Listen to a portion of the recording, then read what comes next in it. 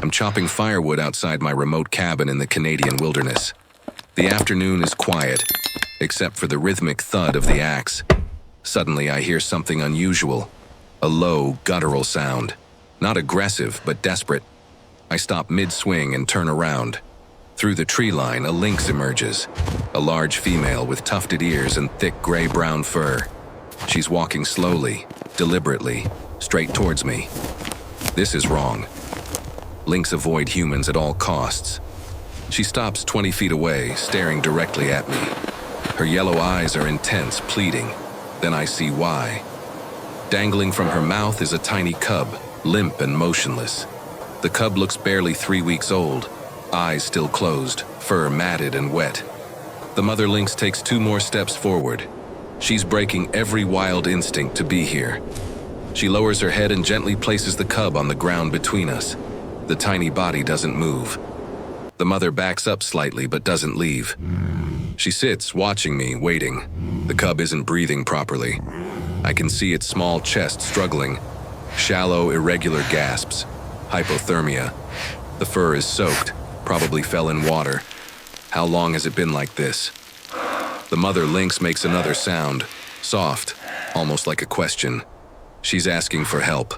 I've lived in these woods for 5 years. I've seen bears, wolves, moose. But I've never seen anything like this. A wild predator bringing her dying baby to a human, trusting me.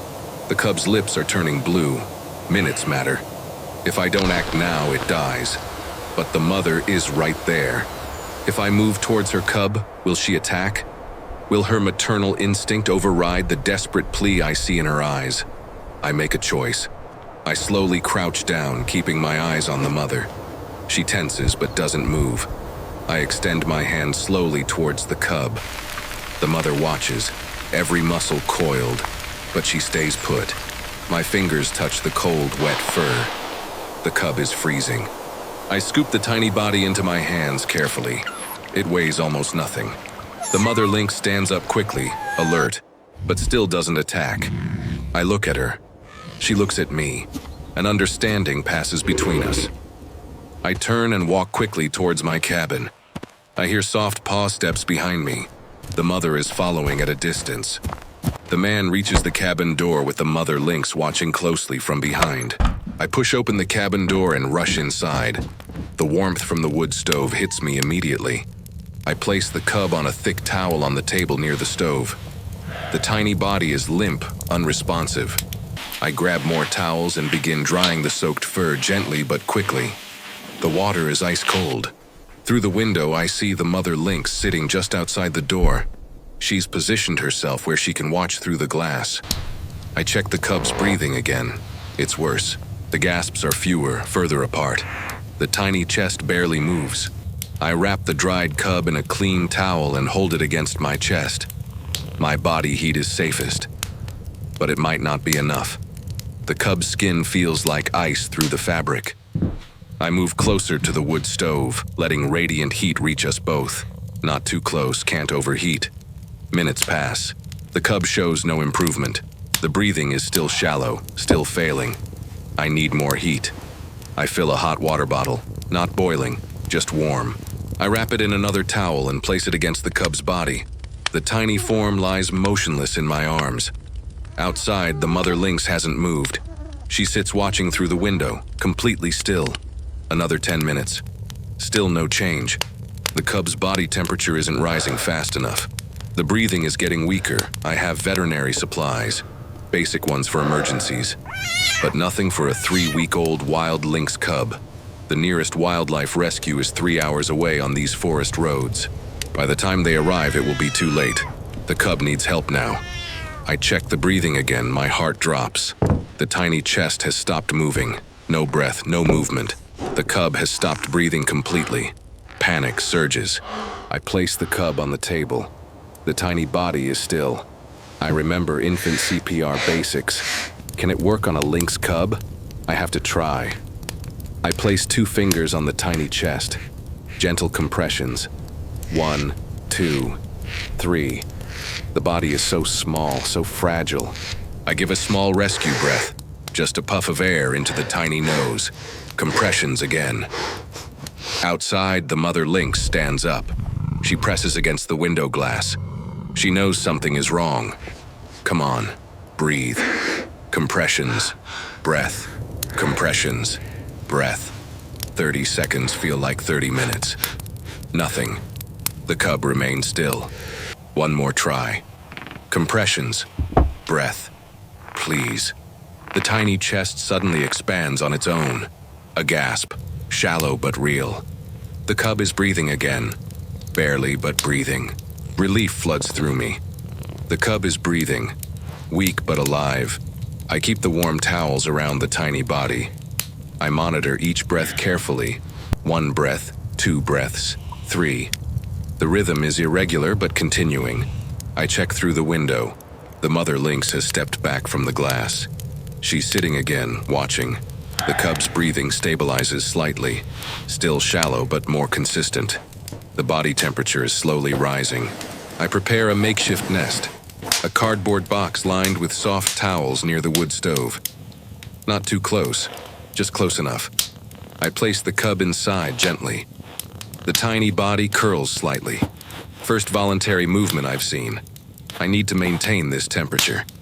Keep the warming process gradual. The hot water bottle goes into the box, wrapped in extra towels. More minutes pass. 5, 10, 15. The breathing continues improving.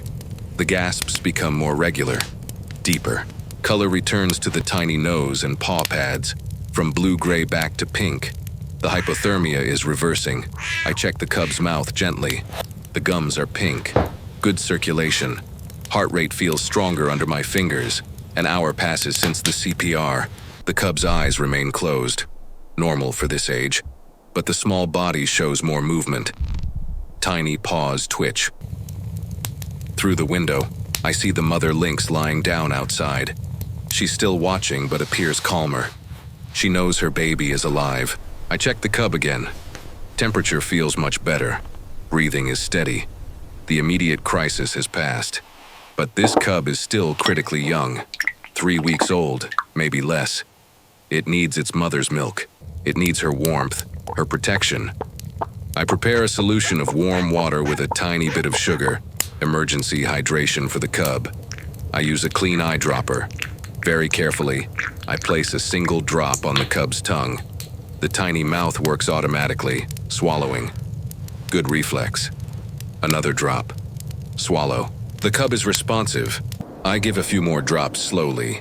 Hydration is critical after hypothermia. 2 hours since I brought the cub inside. The transformation is remarkable. From near death to stable. The tiny body is warm now. The mother lynx stands and walks to the door. She scratches gently at the wood. A soft sound. She wants her baby back. Soon. But not yet. The cub needs a few more hours of warmth and monitoring. I open the door slightly and look at the mother lynx. She's 3 feet away. Those yellow eyes meet mine again. I nod slowly. Your baby is alive. She'll be ready soon. The lynx seems to understand. She returns to her watching position. Patient, trusting, waiting. Inside, the cub continues to recover, growing stronger with each passing moment. 3 more hours pass. The cub grows stronger with each hour. The tiny body is fully warm now. The breathing is deep and regular. The cub begins making small sounds, soft mews and chirps, normal baby sounds. The cub is awake. Still eyes closed, but awake and vocal. The mother lynx outside responds immediately. She makes answering sounds, low chirps and soft rumbles. Mother and baby calling to each other through the cabin wall. The cub tries to move. Tiny paws push against the towels. The small body wiggles. The strength is returning quickly. It's time. I carefully lift the cub from the box. The tiny body is active now, squirming gently in my hands. Wrap the cub in one final clean towel for the short journey outside. The late afternoon sun is setting. I open the cabin door fully. The mother lynx immediately stands. Her entire body goes rigid with anticipation. I take 3 steps outside. The mother lynx takes 3 steps forward. We're 10 feet apart now. I kneel down slowly. The mother crouches ready. I place the towel-wrapped cub gently on the ground. I open the towel, exposing the warm, dry cub. Then I stand and take 5 steps back, giving space. The mother lynx moves instantly. She rushes forward, not aggressive, just fast. She reaches her baby in seconds. Her nose presses against the cub immediately, sniffing, checking, confirming. The cub responds to her scent, mouth opening, tiny paws reaching. The mother picks up her baby gently in her jaws, the way she did when she brought the cub to me. But this time the cub is alive, alert, warm. The mother lynx looks at me one final time. Those yellow eyes hold mine. I see something there. Gratitude? Understanding? She turns away, carrying her cub carefully. She walks towards the tree line. The cub makes small sounds, content in her mother's mouth. At the edge of the forest, the mother lynx pauses. She sets the cub down gently on a soft patch of moss. The tiny cub immediately nuzzles against her. She lies down, curling her body protectively around her baby. The cub burrows into her thick fur, finding warmth and comfort. The mother begins grooming her baby, long, slow licks cleaning the soft fur. The cub nurses. I can see the tiny mouth working against the mother's belly. Life, connection, family restored. I watch for several more minutes. The mother lynx grooms her cub continuously. The baby feeds and makes satisfied sounds. The mother looks up once more. Our eyes meet across the clearing one last time. Then she stands carefully, picks up her cub, and disappears into the forest. Gone. I return to the cabin. The cardboard box still sits by the stove. The towels are scattered, evidence of the battle to save a life.